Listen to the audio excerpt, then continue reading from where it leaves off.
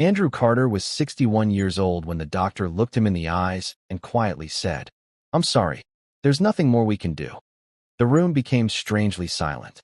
Not because the machines had stopped, not because the doctor had left, but because, for the first time in over 40 years, Andrew had no argument left. He had spent his entire life believing that everything could be explained. Science, logic, probability.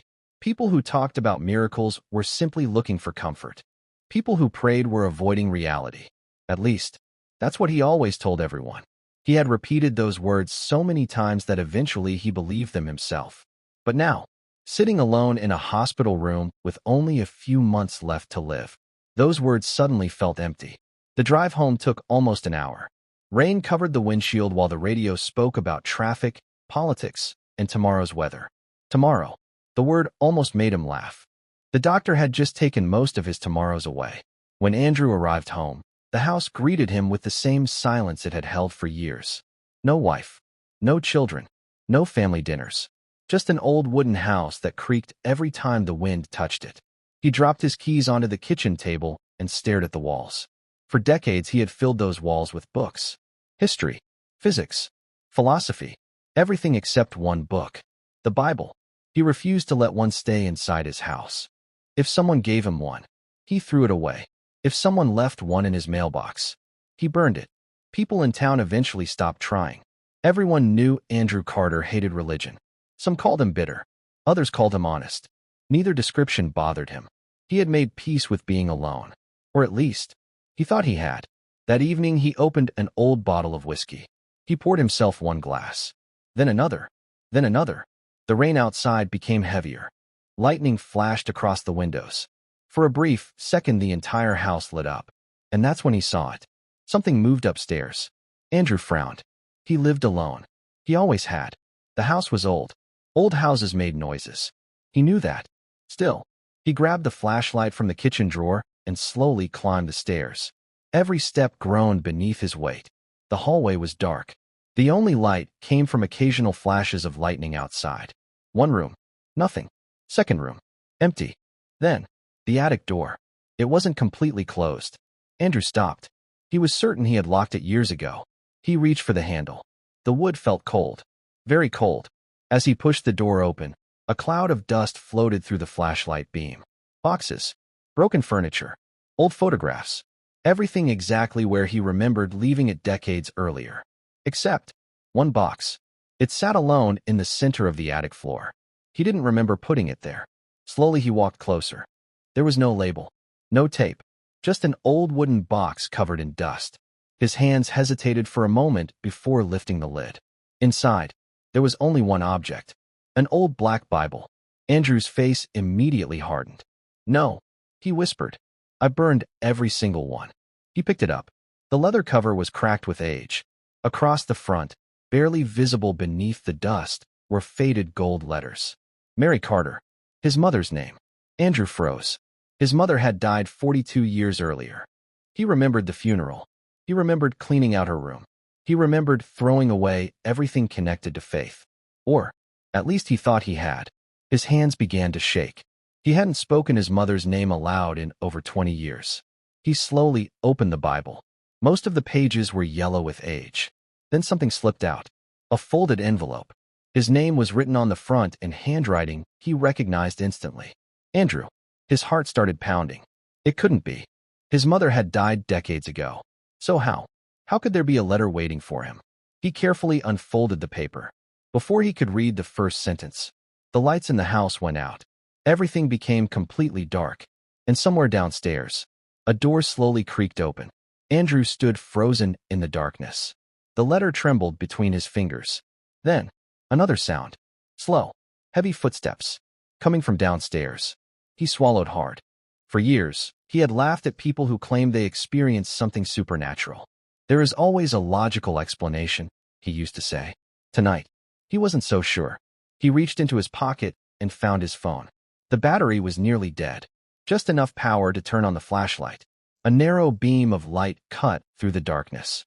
The attic was exactly as he had left it. Boxes covered in dust. Old furniture.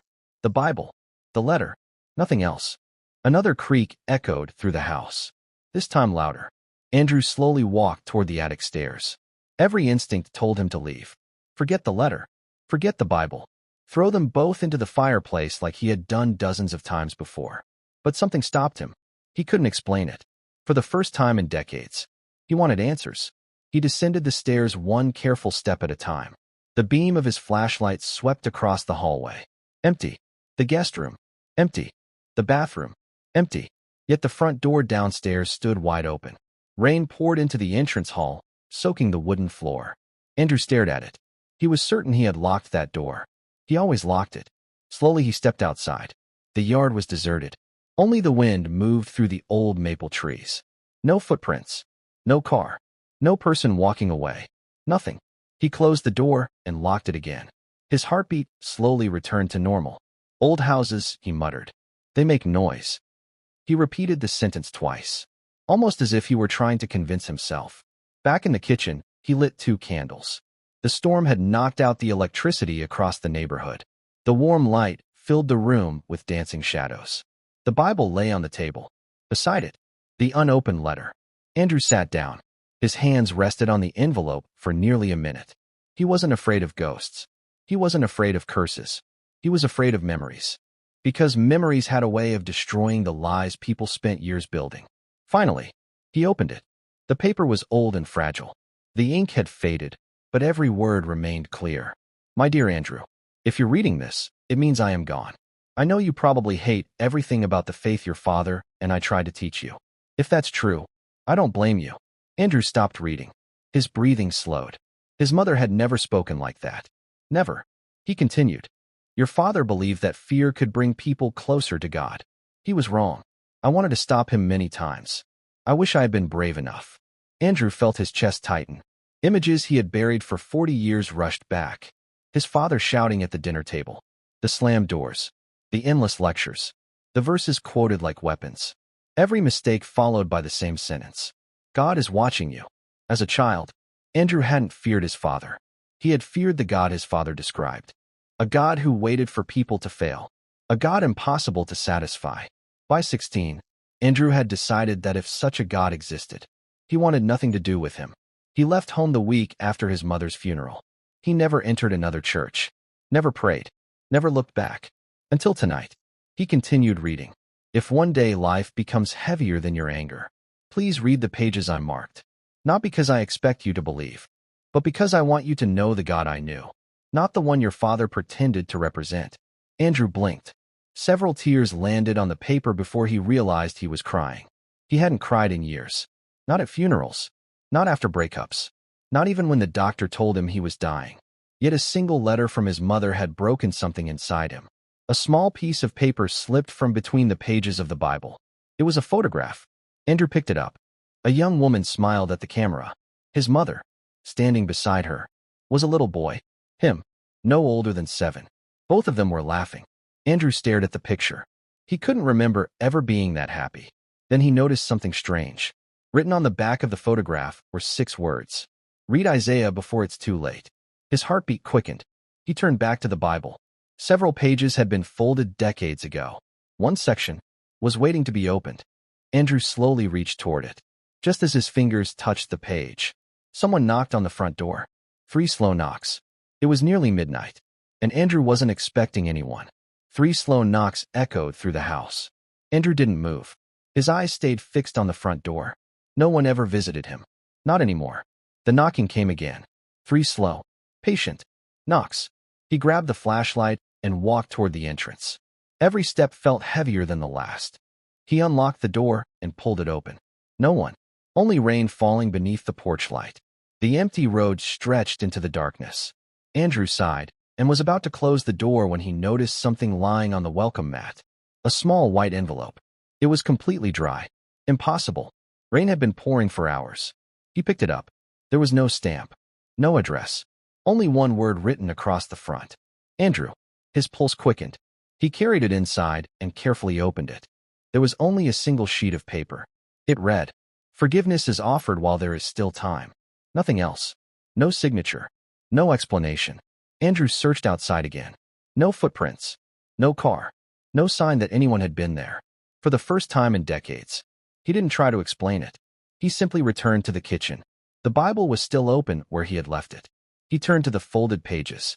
The passage his mother had marked spoke of a God who welcomed people back, no matter how far they had wandered. Andrew read every word. Slowly. Then he read it again. He realized something that had never occurred to him before. His entire life, he had rejected God because of the image his father had created. But perhaps, he had never truly known the God his mother believed in. The storm outside began to fade. The rain softened. The house grew quiet. Andrew looked around the room. For years he had carried anger like a shield. It had protected him from disappointment, from grief, from memories. But it had also kept everyone else out. He thought about the friends he had pushed away, the woman he had almost married, the younger brother whose phone calls he had ignored for 15 years. He had blamed the world for becoming lonely. Now he wondered, how much of that loneliness had been his own doing? He closed the Bible gently, his eyes filled with tears. For the first time since he was a little boy, Andrew spoke aloud. Not a perfect prayer, not a long prayer, just one honest sentence. God, if you're really there, I don't know how to begin. The room remained silent. No voice answered. No miracle happened. No light filled the house. And somehow, that silence brought him peace. The next morning, Andrew made a decision. Instead of spending his remaining months waiting to die, he would spend them repairing what he still could. He called his younger brother. The conversation lasted nearly 2 hours. There were tears. There were apologies. There was forgiveness. A week later, he visited his mother's grave for the first time in 42 years. He placed the old Bible beside the flowers. I finally read it, he whispered. Months passed. Andrew's illness continued. Some days were painful. Some were beautiful. But he no longer counted how much time he had left. He counted the people he still had time to love. When Andrew Carter passed away 8 months later, the funeral was small. Family. A few neighbors. His brother stood before everyone holding the same worn Bible. Inside it was another letter. One Andrew had written shortly before his death. It said, "For most of my life, I believed I hated God. The truth is, I hated the fear that someone else taught me to call God. If you are reading this while carrying anger like I once did, don't make my mistake. Don't reject the truth because someone else misrepresented it. Search for it yourself. I almost waited too long." The old Bible was never burned. Instead, it remained in the Carter family for generations. Not as proof of a miracle, but as a reminder that sometimes the hardest thing to overcome isn't unbelief. It's the wound that created it in the first place.